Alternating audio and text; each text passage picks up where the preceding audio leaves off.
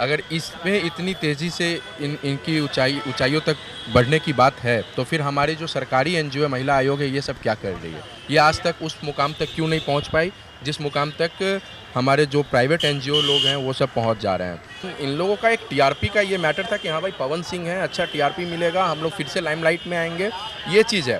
बीना मानवी जी, ज्योति मौर्य, बीना मानवी जी, पवन सिंह, बीना मानवी जी, इसी तरह के सेलिब्रिटी और इसी तरह के लोग कभी पप्पू यादव के पीछे पड़ी रहती हैं, कभी किसी नेता के पीछे पड़ी रहती हैं। तो इन लोगों के पीछे क्यों पड़ी रहती हैं? क्योंकि इनका जो महिला विकास मंच है उनका एक अच्छा टीआरपी मिले ना। इन महिला विकास मंच का तो ये भी काम है कि आइए आप थोड़ा रोड को भी देखिए, रोड पे भी तो आइए कम से कम। कि फ़्लाइट से मुंबई जाना है, फ़्लाइट से जयपुर जाना है, गाड़ी से बिहार के तमाम जगहों पर विजिट करना है, तो ये चीज़ एक महिला विकास मंच का काम ये भी है।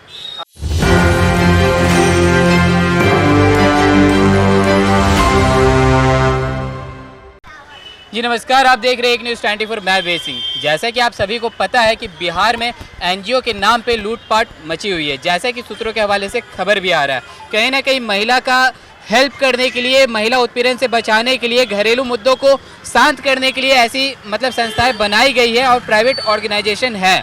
लेकिन अगर ये लोग काम कर रही है कि नहीं कर रही है, इन सब पे भी मैं बातें करूंगा। अगर काम कर रही है तो फिर महिला आयोग जो कि एक सरकारी संस्था है वो किस लिए फिर बनी है? क्योंकि जब अगर जो काम महिला आयोग का है वो अगर प्राइवेट एनजीओ अगर कर दे रहा है तो फिर उनका क्या काम? तो कहीं ना कहीं इन्हीं सब तमाम मुद्दों पे बातें करने के लिए अभी हमारे साथ मौजूद हैं प्रदेश अध्यक्ष आरएलजेपी के शिवम जी, आईटी सेल के। तो उनसे मैं पहले बातें करूंगा। सर पहले तो स्वागत है आपका। आपका बहुत बहुत धन्यवाद है। ऐसा देखा जाता है, अगर चलिए मैं इंडिया का बात नहीं करूँ, मैं बिहार में पटना का बात करता हूँ कि यहाँ पे प्राइवेट एनजीओज ऐसी बहुत सारी खुल चुकी है जो कि महिला को अधिकार दिलाने की काम करती है। इस बात में कितनी सच्चाई है?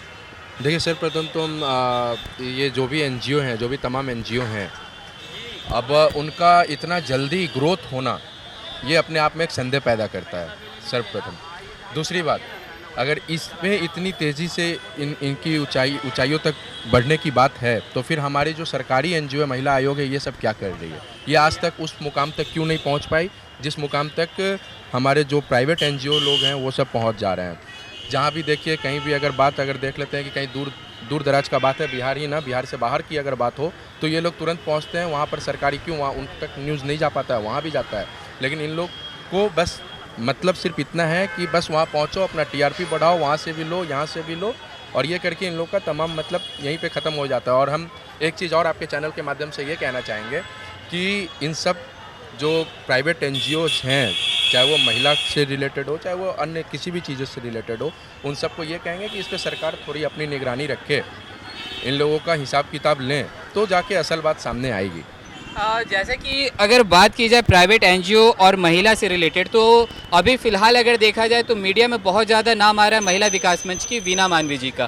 कहीं ना कहीं अभी उनके पास पवन सिंह और ज्योति सिंह का भी मैटर आया था और उससे पहले भी ज्योति मौर्य का भी मैटर आया था। लेकिन अभी भी कहीं ना कहीं क्या लगता है कि ये जो मीडियाबाजी जो की जा रही थी उनके तरफ से, तो बस एक नेम और फेम के लिए किया जा रहा था या सच में काम भी कुछ होता है या नहीं? देखिए सर्वप्रथम आपको एक चीज़ ये बताएंगे कि इसमें जो बीना मानवी जी का जो रोल था, जिसका आप अभी महिला विकास मंच जिसका आप नाम ले रहे हैं, ये कुछ दिन पहले तक मुंबई जाने से पहले तक इनका हम कुछ बयान हम सुने थे, जिसमें ये पवन सिंह को बहुत तरह का बुरा भला बात बोल रही थी, जो आप लोग भी सुने होंगे, आप लोग तक अगर आया होगा तो। उस टाइम तक इनके नज़र में पवन सिंह खराब थे और हमको भी कुछ मालूम चला था, तो फिर हम इस पर रिएक्ट करना उचित नहीं समझे थे कि इन लोग का अपना एक अलग ही संस्था है, ये लोग क्या करते हैं नहीं करते हैं।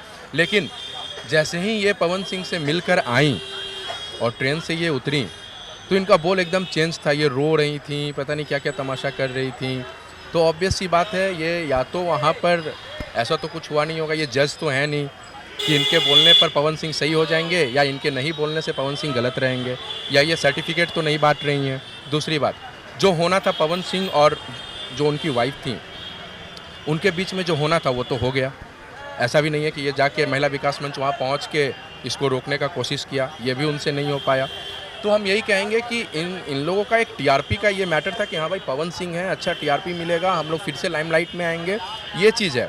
असल मुद्दे हमारे इसी जगह, इसी चौराहा पर आप देख लीजिए, कितनी महिला यहाँ पे डेली 2 रुपया 4 रुपया मांगती हैं, कितनी महिला यहाँ पे परेशान है, अपने बाल बच्चा को लेकर गोद में लेके घूमती हैं, किसी से इधर उधर करके जैसे भी अपना जीवन का गुजारा कर रही हैं। ये हम इस जगह की बात बता रहे हैं। इस जगह से अगर आगे बढ़ जाइए, स्टेशन चले जाइए, तो ऐसे तमाम महिलाएं हैं वहाँ पर क्यों नहीं बीना मानवी जी जाती हैं।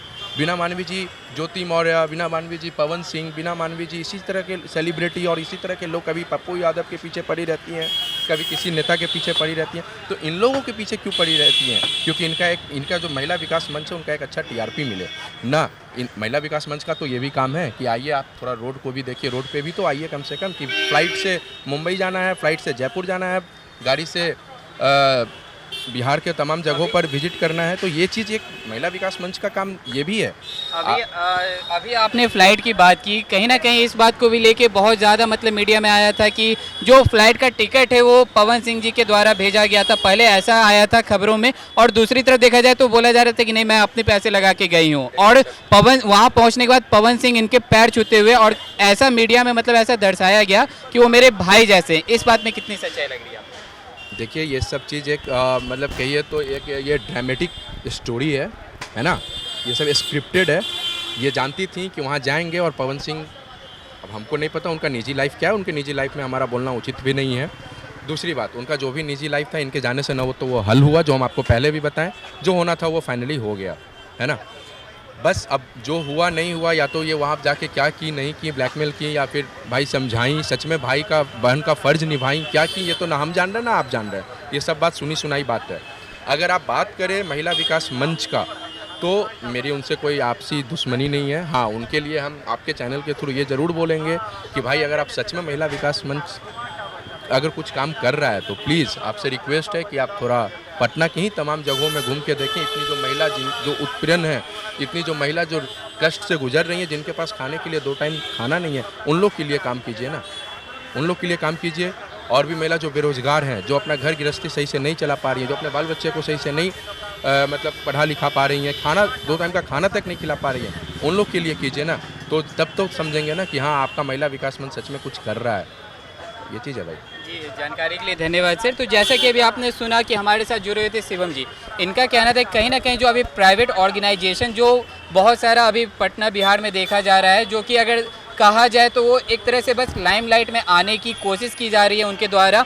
अगर ज़मीनी स्तर पर अगर काम देखी जाए तो इनका कहना था कि जो मतलब महिलाएं जो अभी चौक चौराहे पे दिखती हैं या स्टेशन पे मतलब भीख मांगते हुए या फिर गरीबी की हालत में दिखती है, तो उनके लिए भी तो काम करने की ज़रूरत है, अगर काम करनी है तो। और भी ऐसे तमाम खबरें देखते रहने के लिए आप देखते रहिए न्यूज़ 24। मैं बेसिंग सहयोगी करण के साथ, पटना।